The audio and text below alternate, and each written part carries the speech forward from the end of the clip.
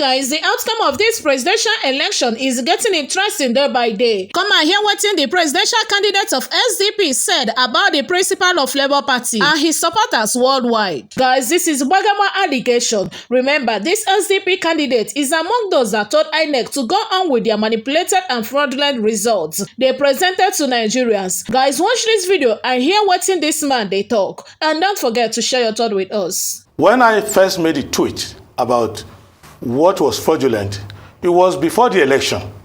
When on the eve of the election, they went and said, I had stepped down for Labour Party. And I said the same thing when Tinubu of APC did the same thing. And I said the same thing when Atiku Abubakar of Social Democrat of PDP said that I stepped down for them. That affected me massively. My members were cursing me out. My followers would say I sold out. If I didn't want to go run the race, why was I stepping down? On the eve of the election, we put up 3 statements to say that I had not stepped down. Even in my hometown, people were coming to ask me questions. Okay, you stepped down for Peter Obi. Why didn't you step down for this person? And that, so I couldn't recover from that. So it is not after the election that I said anything about Labour Party. A victim cannot be blaming other victim. So let's get that right. Second, it is not from me that you will say that I said nothing is wrong with the election. You can read the tweet again if you have enough time. I never said nothing is wrong with the election. Everything is wrong with the election. The only thing I said was this. I looked at myself as somebody who was running for president. And there was a possibility that I could have become president. There's a possibility that any other person who ran for president could have been president. It could have been Peter Obi declared, it could have been me declared, it could have been Atiku declared. So I asked myself, what will I do in this situation where they were in INEC, a neo-Orubebeism was developing, where it wasn't a case of everybody sitting down, waiting for them to do the report, no, or the result, no. It was that there was a crisis on the floor. My agent was getting in touch with me that they wanted to scatter the place. Whereas on the outside, people like President Obasanjo and co. were writing letters and reading speeches that the whole thing should be suspended. I was 21 years old when June 12 was annulled. I missed a year of school fighting for it. So I said to myself, I have signed a peace accord.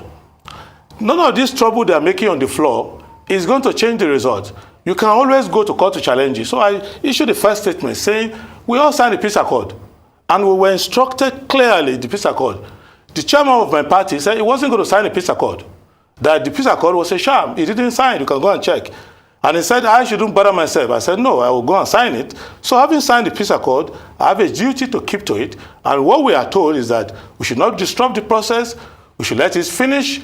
Anybody who has a dispute can go to court. That's that. That's what I did. Now, I don't mind political crisis. Political crisis can be solved by the court and can be solved by politicians. However, a constitutional crisis is going to end the democracy that we are trying to build. So I see myself as a person who genuinely ran for office of president, and every statement and behavior of mine must be presidential, even if I didn't win the election. That is my duty. And I've saved the day as far as I'm concerned.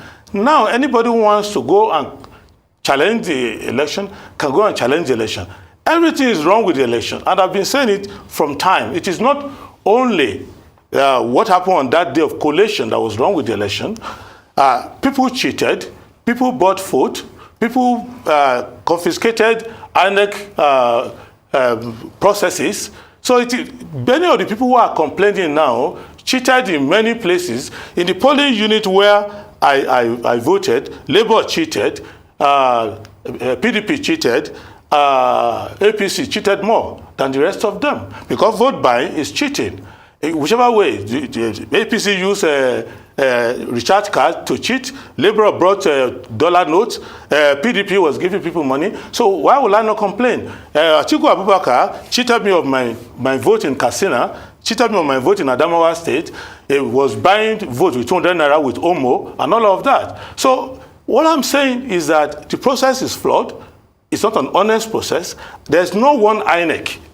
There's not one INEC. Every of the political party that are complaining now had a budget for influencing INEC in their so-called logistic budget. So, but what I decided to do was say, I will not be part of the constitutional crisis. You won't have a PDP person, a SDP person coming down making noises and all of that.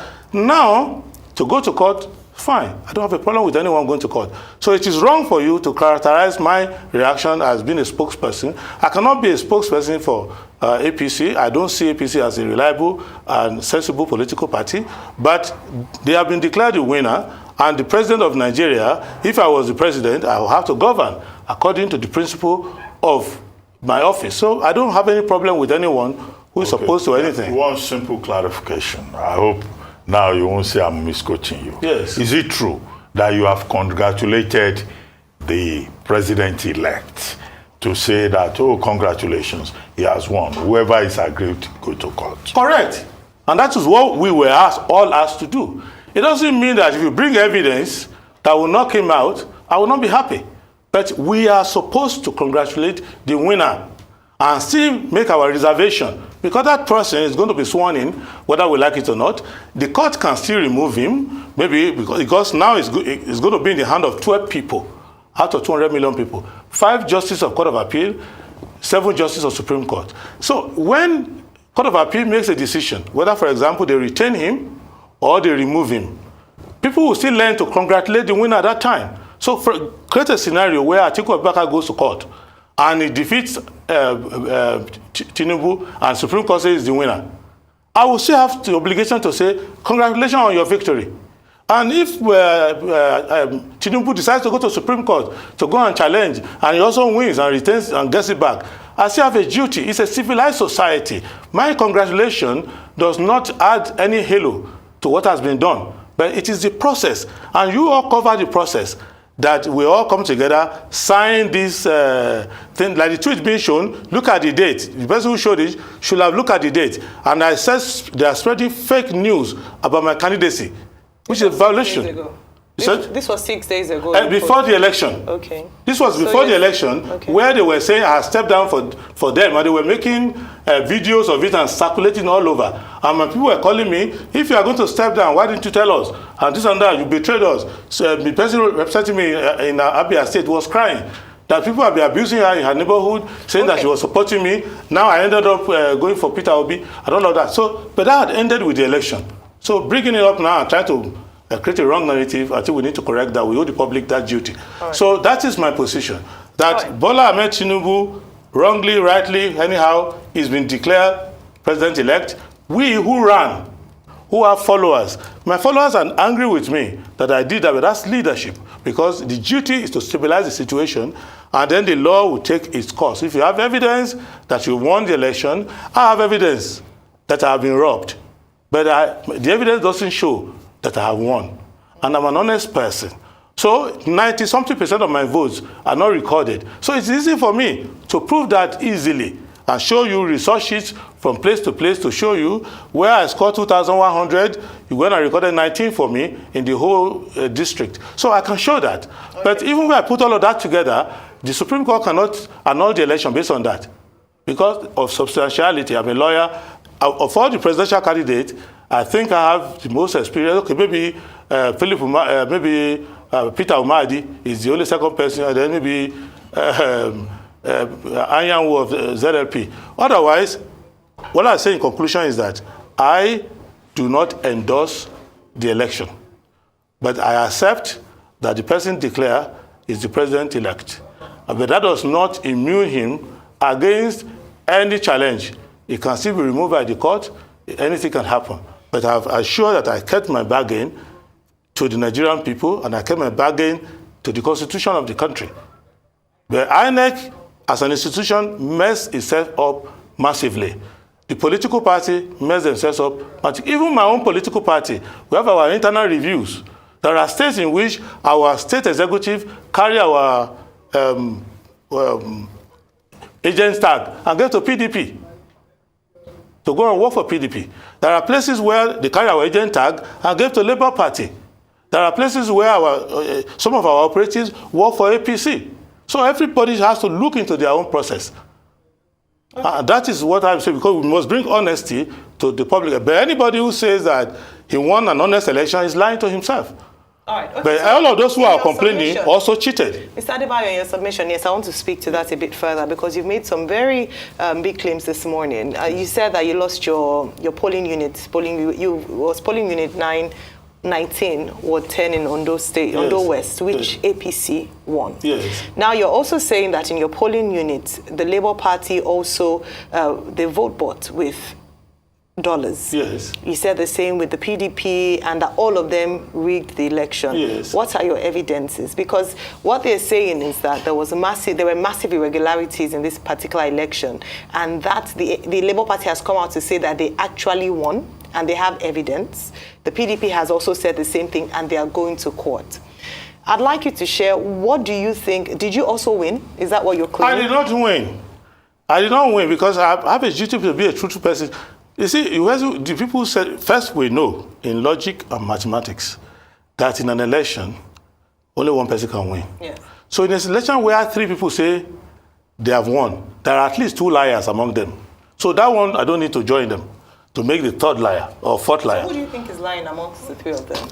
You see, for what I see, I don't know. But what I know is that, this is what I think, if I want to help the public, is that each one of them got their own piece of INEC. So, the APC got their own piece of INEC. In the north, especially Katsina, Adamawa, Sokoto, other places, PDP got their own piece of INEC. My agent was telling me how they were changing results. Some 7 local government countermanded, they were adding figures, they were doing rubbish. In Imo, in Abia, in Anambra, it's all nonsense for Labour. APC has a universal license to cheat everywhere they want to cheat. So that is what they all did. Because vote buying is cheating. Flashing dollar to people is cheating. How do they flash the dollar?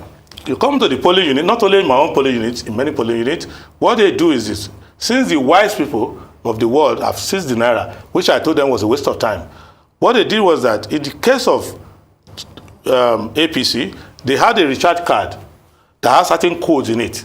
So when you take that code, so when you see them give paper to people, you don't suspect anything. But they scratch that code, put it on their number, 2005 will come in. Okay. Labour people had people with the dollar note standing by the corner there and giving to themselves. PDP were doing their own traditional nonsense that they were doing. And then in the north, Omo, Maggi, all sorts of things. Semofita was being given to people. My campaign people told me, look, this is what's going on. We just need, I'm not interested.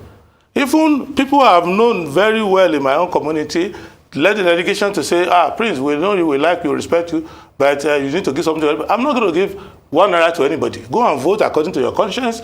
I'm just trying to help the society by running for office. I've never been a criminal from the day I was born, 51 years old. I'm not going to be a criminal now. So I've done my part. It's not a do or die affair, but I'm not going to be part of a process that is fraught with lying, fraught with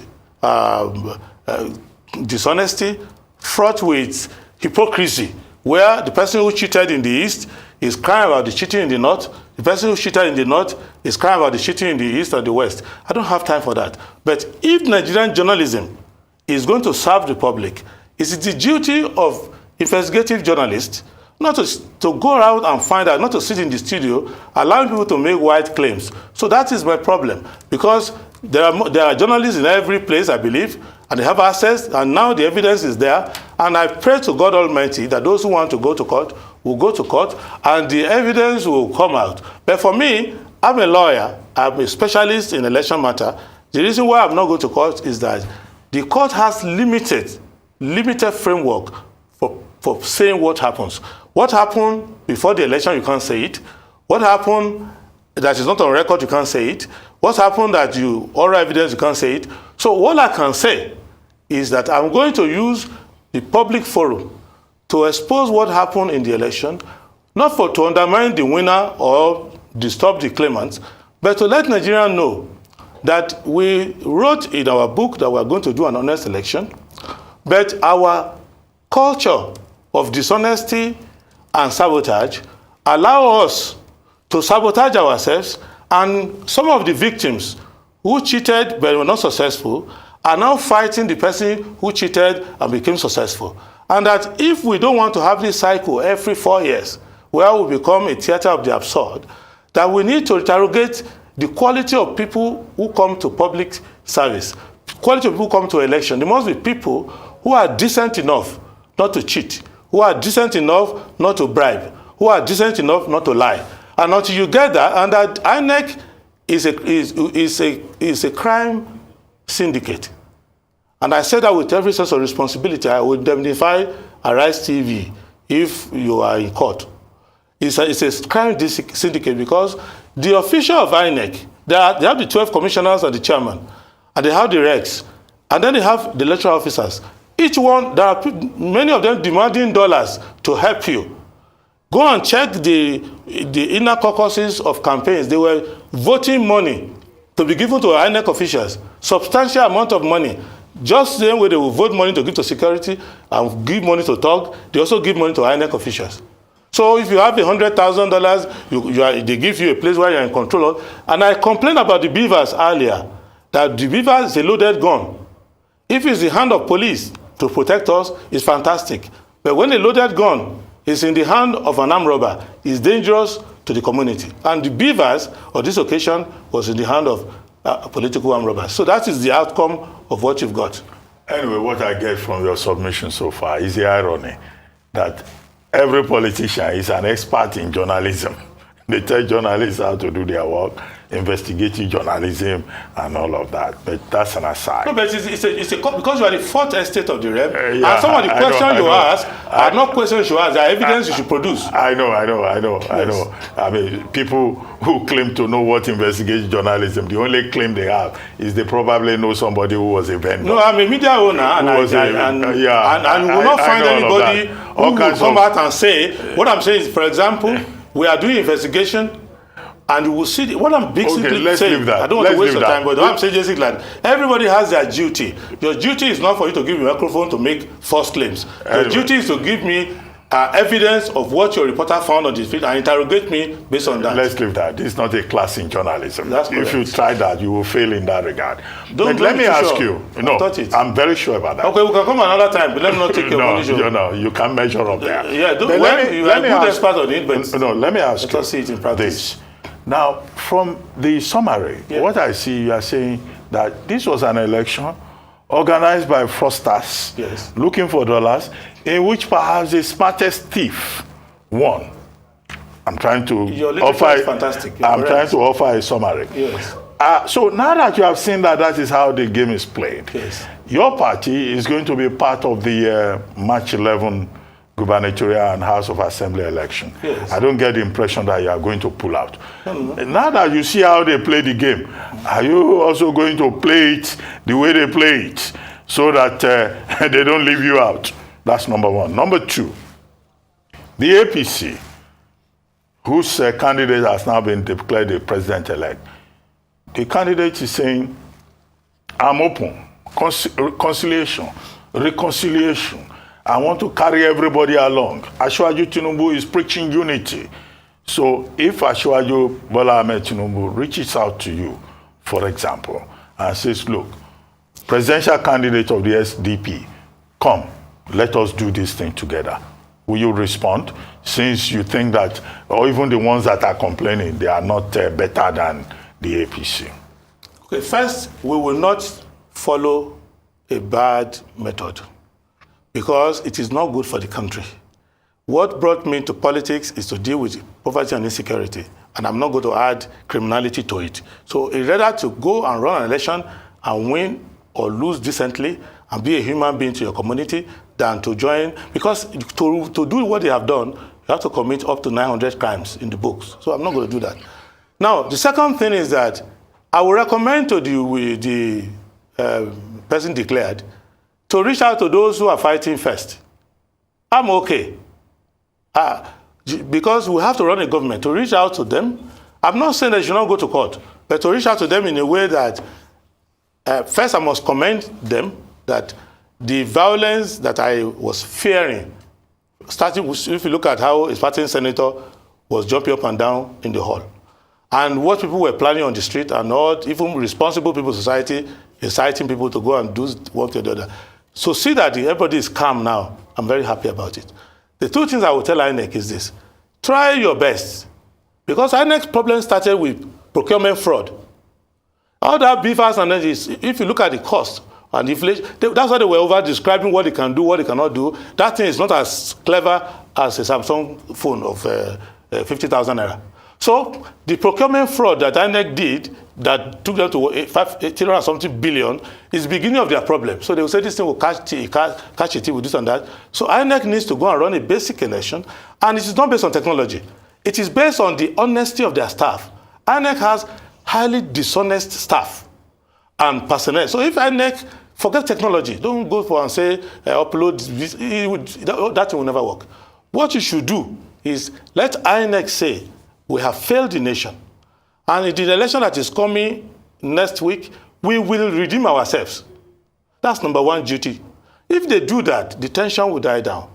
Second, those who are claiming crying foul now, they too should not become desperate, just like you asked me now, and say they too are going to cheat more than they themselves cheated before. Everybody should go into the honest mode. If you go there, you can conduct an election and put the paper inside a basket, and it will be counted and it will be okay. Many countries do it. They don't spend billions like this.